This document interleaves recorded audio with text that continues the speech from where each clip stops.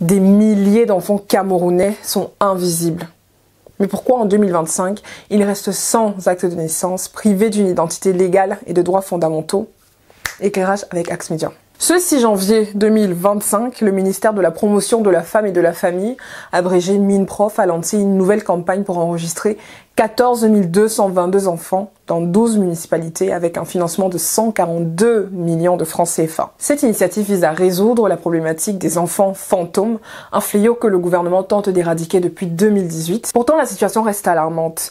Selon un rapport de la Banque mondiale publié l'année dernière, près de 29% des enfants camerounais, soit 1,7 million, n'ont toujours pas d'acte de naissance, donc pas d'identité officielle. Et dans les régions comme l'extrême nord et le nord-ouest, c'est 66% des enfants qui étaient concernés, selon un rapport de 2020. Il faut savoir que sans acte de naissance, ces enfants sont privés de droits fondamentaux, impossible pour eux de passer des examens scolaires comme le CEP, d'accéder aux soins ou encore de bénéficier des programmes de protection.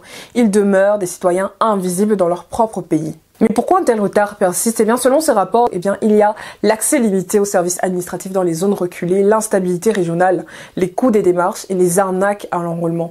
Ces démarches, déjà difficiles dès la naissance, deviennent encore plus complexes quand l'enfant est plus âgé, avec des preuves souvent difficiles à fournir. Et puis, il y a aussi l'insuffisance des infrastructures qui continuent de freiner l'avancée de cette campagne. Et vous, croyez-vous que ces mesures suffiront à réduire le phénomène des enfants fantômes d'ici quelques années au Cameroun?